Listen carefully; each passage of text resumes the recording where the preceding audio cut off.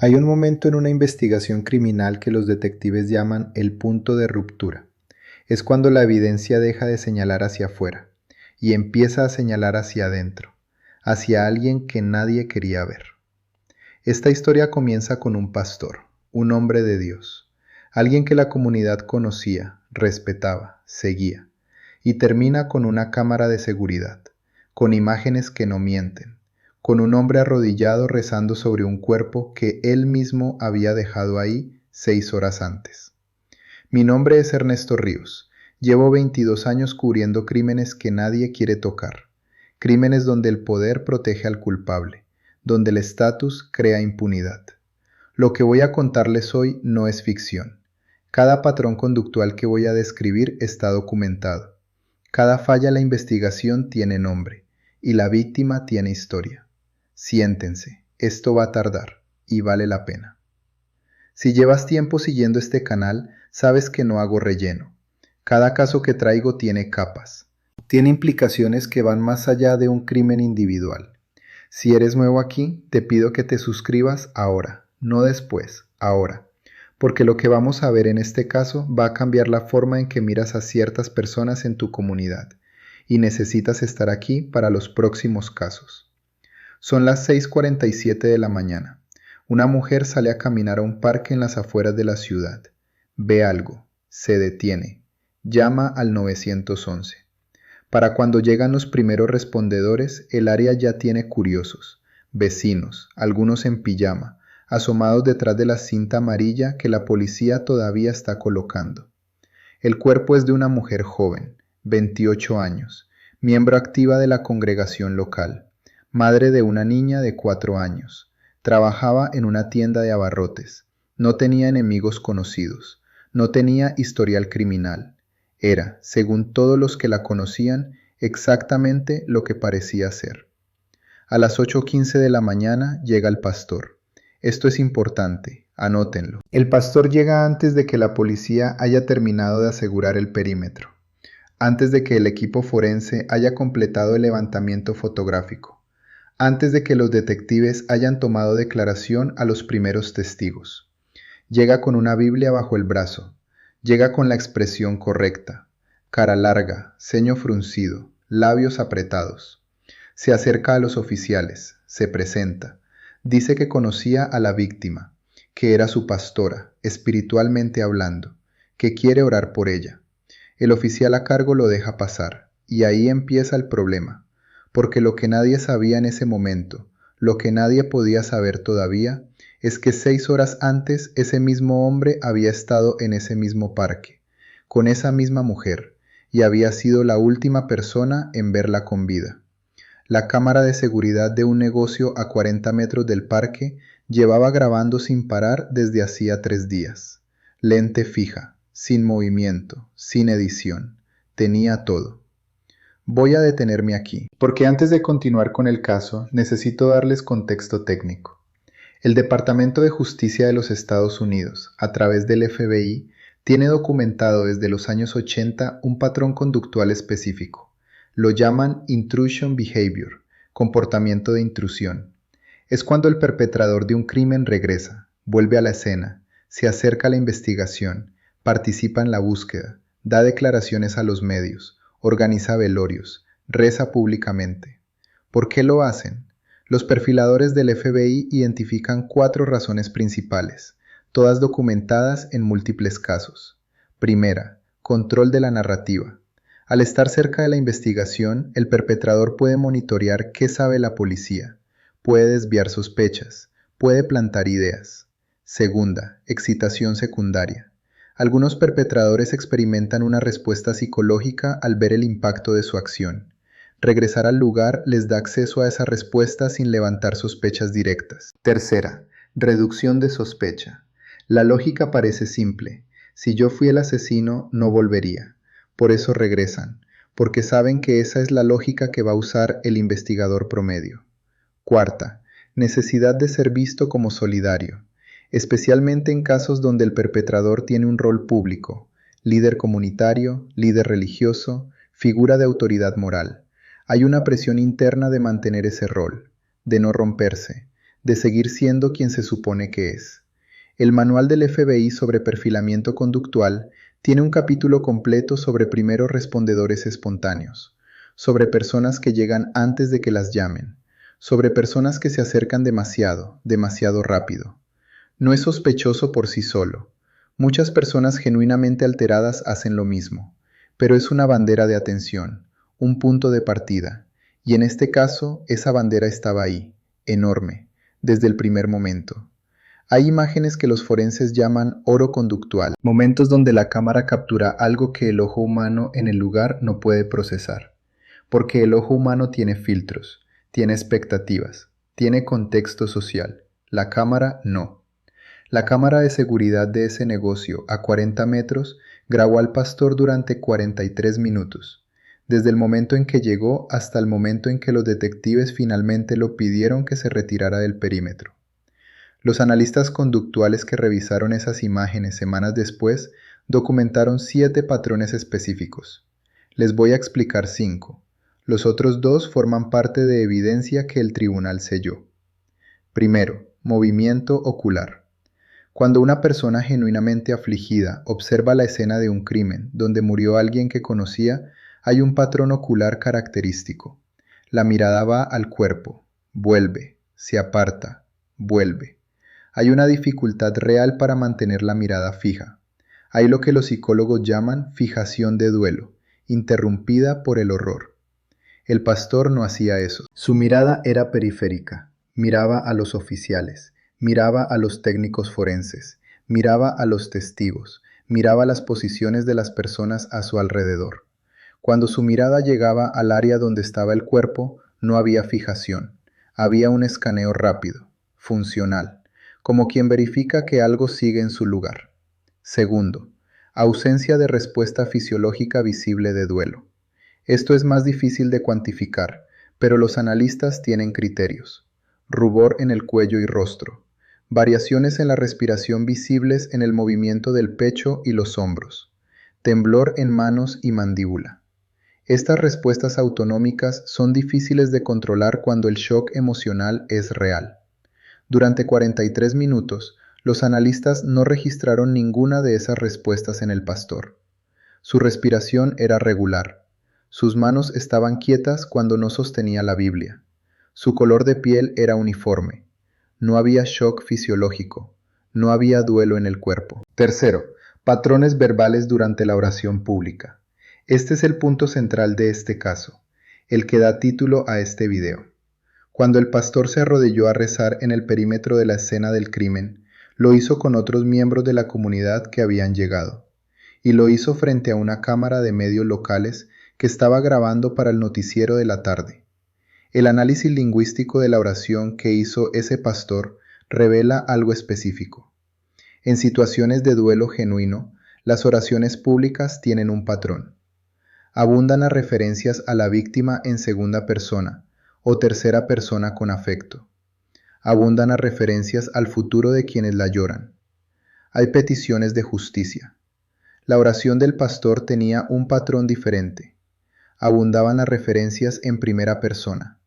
Las peticiones eran sobre protección colectiva, sobre que los culpables sean encontrados, sobre que la verdad salga a la luz. Los lingüistas forenses han documentado esto en múltiples casos. Los perpetradores que participan en rituales públicos de duelo tienden a usar lenguaje que los distancia de la víctima como individuo. Tienden a hablar de la situación, no de la persona. Tienden a usar el lenguaje de la justicia abstracta, no del amor concreto. La víctima era miembro de su congregación. El pastor llevaba años conociéndola. En 43 minutos no la mencionó por nombre una sola vez. Cuarto, gestión del espacio físico. Los analistas notaron que en ningún momento el pastor se acercó a la familia de la víctima que había llegado a la escena. No hubo abrazo, no hubo acercamiento, no hubo contacto. El contacto físico con los deudos es prácticamente automático en figuras pastorales. Es el rol, es el entrenamiento, es el reflejo. La ausencia de ese comportamiento, en alguien cuyo rol social prácticamente lo requería, era significativa. Quinto, Respuesta ante la cámara de medios. Cuando el camarógrafo del noticiero se acercó para grabar la oración, la mayoría de las personas presentes o no notaron la cámara o bajaron la vista discretamente. El pastor acomodó su posición, sutilmente, pero lo hizo. Quedó más de frente hacia la cámara. Su voz se proyectó más. No era un hombre rezando en su dolor. Era un hombre actuando el duelo para un público. La diferencia parece pequeña. En términos de investigación, era enorme. Aquí es donde este caso deja de ser solo un caso y se vuelve un patrón. Tengo 22 años cubriendo crímenes. He visto este error más veces de las que puedo contar. Y lo he visto con más frecuencia en México y América Latina que en cualquier otro contexto. La autoridad religiosa crea puntos ciegos en las investigaciones. No es una crítica a la religión. Es un hecho documentado sobre cómo los investigadores procesan la información cuando un sospechoso tiene estatus moral reconocido en la comunidad. El fenómeno tiene nombre técnico en la psicología forense, authority bias o sesgo de autoridad. Es la tendencia del cerebro humano a diferir el juicio crítico cuando la información viene de alguien percibido como figura de autoridad moral. Los investigadores no son inmunes a este sesgo, al contrario. Los investigadores trabajan en comunidades, tienen relaciones sociales, tienen creencias propias, tienen respeto por ciertas instituciones. Cuando el sospechoso es el pastor, el alcalde, el médico de familia, el maestro respetado, la investigación tarda más. Las preguntas son más suaves, las hipótesis se forman más lento. En este caso específico, el pastor no fue interrogado formalmente, sino hasta 72 horas después del descubrimiento del cuerpo. 72 horas. En esas 72 horas tuvo tiempo de hablar con quien quiso, de alinear versiones, de construir una coartada. ¿Por qué tardó la policía tanto? Un detective del caso declaró después en el juicio: lo conocíamos, era el pastor de la comunidad, nunca lo consideramos seriamente al principio. Eso fue un error. Eso fue un error. 3 palabras, 72 horas de ventaja para un asesino. En México, este problema tiene dimensiones adicionales. La Iglesia Católica y las iglesias evangélicas tienen autoridad moral en comunidades donde la autoridad institucional del Estado es débil o corrupta. En muchas colonias, el pastor o el cura es más confiable que el policía. Esta realidad, que tiene aspectos positivos en muchos contextos, crea vulnerabilidades específicas cuando el perpetrador es el mismo líder religioso. Casos como el del sacerdote Alberto Atié en la documentación de abusos eclesiales en México. Casos de predicadores en estados del norte que han sido procesados por delitos graves. El patrón se repite. La sotana crea tiempo, y el tiempo ayuda al culpable. El investigador que rompe ese sesgo, que trata al líder religioso exactamente como trataría a cualquier otro sospechoso. Ese investigador es el que resuelve el caso. En este caso fue una investigadora, la que finalmente dijo: revisar la cámara de ese negocio a 40 metros. La evidencia conductual da dirección, pero no convicta. Para convictar necesitas evidencia física, y en este caso la evidencia física era contundente, pero tardó tiempo en conectarse. Primer eslabón, la cámara de seguridad. Las imágenes del negocio a 40 metros mostraron al pastor y a la víctima juntos en la entrada del parque a las 12:47 de la madrugada, 6 horas y 2 minutos antes de que el cuerpo fuera descubierto. Estaban discutiendo. El lenguaje corporal era de confrontación. La víctima tenía el torso vuelto hacia afuera, postura de quien quiere terminar una conversación. El pastor tenía el brazo extendido, mano en el hombro de ella. Las imágenes no mostraban el momento del crimen. El ángulo no alcanzaba, pero mostraban que habían estado juntos, y mostraban la hora. El pastor había declarado que no había visto a la víctima en más de 2 semanas. Esa declaración era falsa, y ahora había prueba de ello. Segundo eslabón, el teléfono celular de la víctima. Los peritos extrajeron el historial de llamadas y mensajes. En las 48 horas previas a su muerte, la víctima había intercambiado 23 mensajes con un número que el pastor había declarado que era un teléfono de la iglesia, de uso colectivo. El análisis de metadata mostró que ese teléfono estaba físicamente en la misma ubicación que el teléfono personal del pastor el 94% del tiempo durante los últimos 6 meses. No era un teléfono colectivo, era su teléfono personal, con un nombre diferente en la cuenta. Los mensajes mostraban una relación que él había negado, y mostraban, en los últimos mensajes de esa noche, una escalada. La víctima había decidido hablar. ¿Con quién exactamente? Los mensajes no lo decían, pero ella había tomado una decisión, y él lo sabía. El último mensaje de la víctima, enviado a la 1:03 de la madrugada, decía: «Ya tomé la decisión, mañana hablo». No hubo respuesta del otro lado. Tercer eslabón: evidencia forense en el vehículo del pastor. La inspección del vehículo, realizada con orden judicial, encontró fibras consistentes con la ropa que la víctima vestía esa noche. Encontró una mancha de sangre en el tapete del maletero, del mismo tipo sanguíneo. El análisis de ADN confirmó después la identidad. Y encontró tierra del parque, con composición química específica que los geólogos forenses pudieron distinguir de otras áreas de la ciudad.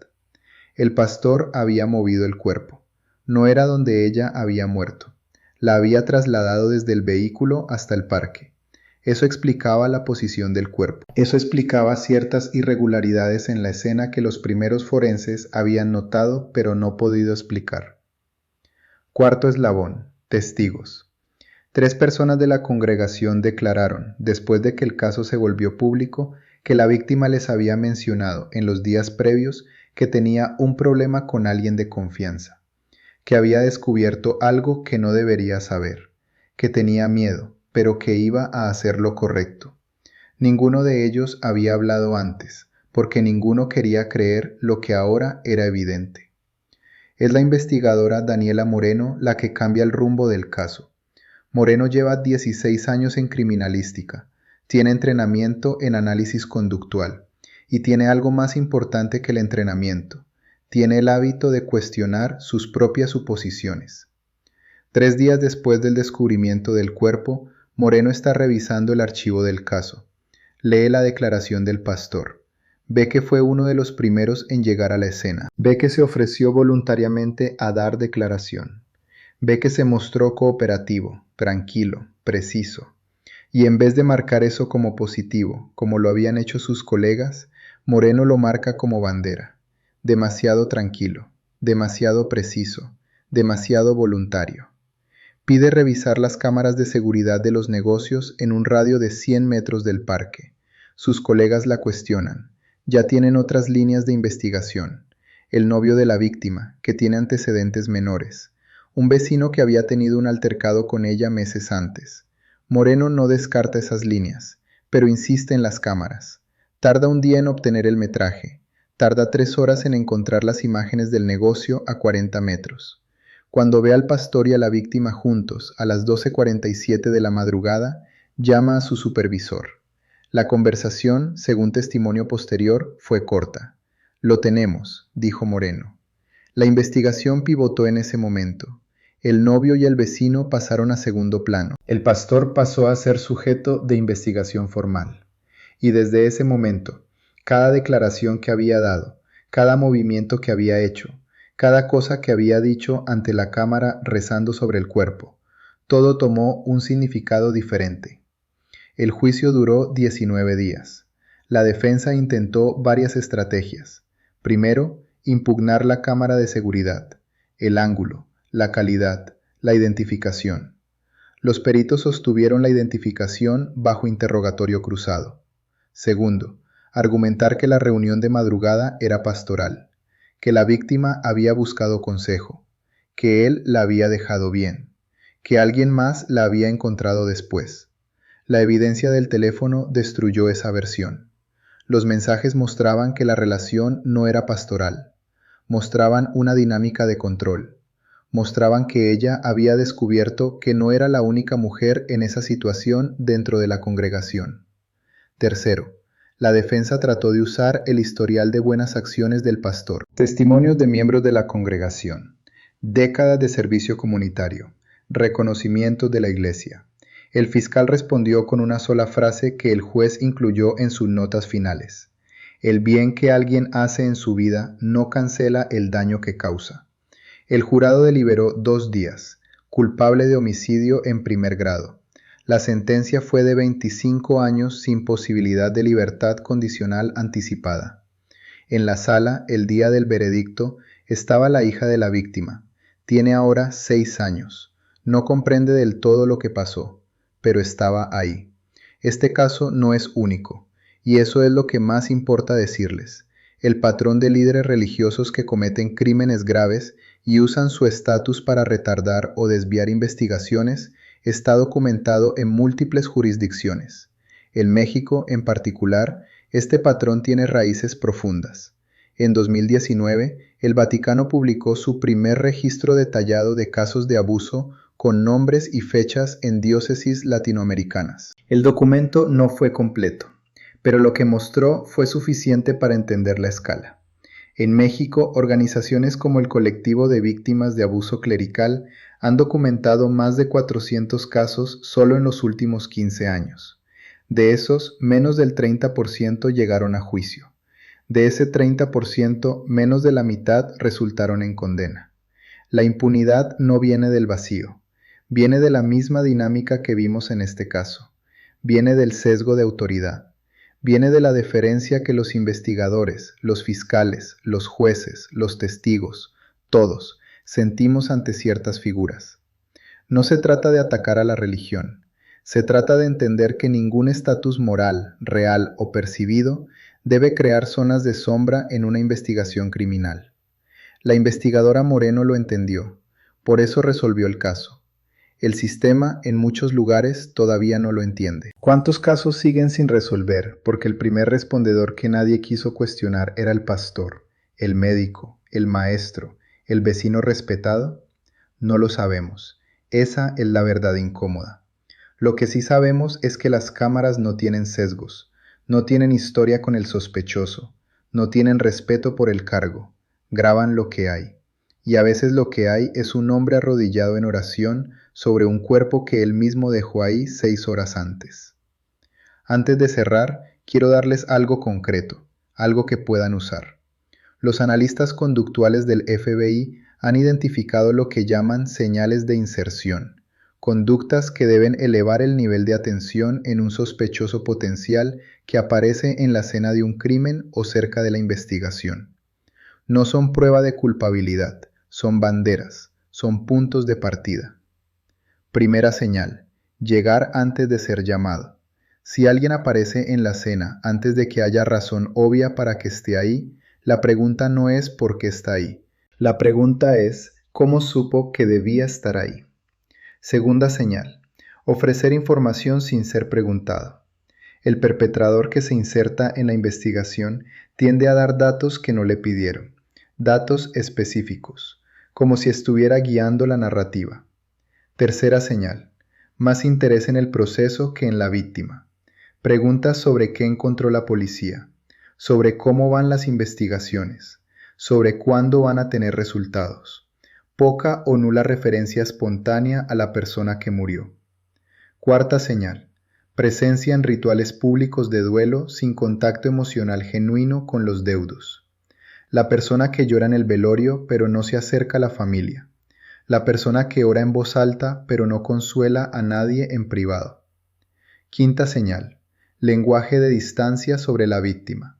La chica del parque, la difunta, la pobre mujer, en vez de su nombre, en vez de referencias personales, en vez de los detalles que alguien que la conoció de verdad usaría naturalmente. Ninguna de estas señales sola es conclusiva. Juntas forman un patrón, y los patrones son la materia prima de las investigaciones que funcionan. La investigadora Moreno vio el patrón, y eso cambió todo. La víctima de este caso tenía 28 años, tenía una hija, tenía planes. Había tomado una decisión valiente: hablar, hacer lo correcto. No le dieron oportunidad de hacerlo. Lo que sí quedó fue la evidencia la cámara silenciosa de un negocio que nadie revisó por 3 días, los mensajes en su teléfono, las fibras en el maletero, la tierra del parque y la oración del pastor, grabada por la cámara de un noticiero local. 43 minutos de un hombre actuando el duelo que no sentía. Esa grabación fue presentada en el juicio, no como evidencia principal, como contexto, como ilustración de un patrón conductual que los analistas ya habían documentado con las otras piezas. Pero cuando el fiscal la proyectó en la sala del tribunal, el silencio fue total. Todos vieron lo mismo, un hombre que supo exactamente dónde estaba el cuerpo, que no tuvo que buscar con la vista, que se colocó en el ángulo correcto para la cámara de medios, que rezó sobre alguien a quien había matado, y que no tembló ni una sola vez. Eso es lo que capturan las cámaras cuando el dolor no es real. Eso es lo que los investigadores aprenden a ver cuando dejan de lado el sesgo de autoridad. Y eso es lo que nosotros, como comunidad, necesitamos entender. El estatus no es inocencia. El rol no es garantía. La figura respetada puede ser la persona más peligrosa en la sala, porque nadie la cuestiona, hasta que llega alguien que sí lo hace. Si este caso te hizo pensar diferente sobre cómo miramos a ciertas figuras, quiero que lo comentes abajo. ¿Has visto este patrón en tu comunidad? ¿Conoces algún caso donde el estatus protegió al culpable? No tienes que dar nombres, pero sí cuéntame qué ves. Y si estás viendo este video y todavía no te has suscrito al canal, este es el momento. No el siguiente video, porque el próximo caso que traigo tiene el mismo nivel de profundidad, el mismo nivel de documentación, y va a sacudir algo. Este canal no hace ruido, hace periodismo. Suscríbete, activa la notificación, y nos vemos en el próximo caso. Soy Ernesto Ríos, no tengo placa, tengo documentos.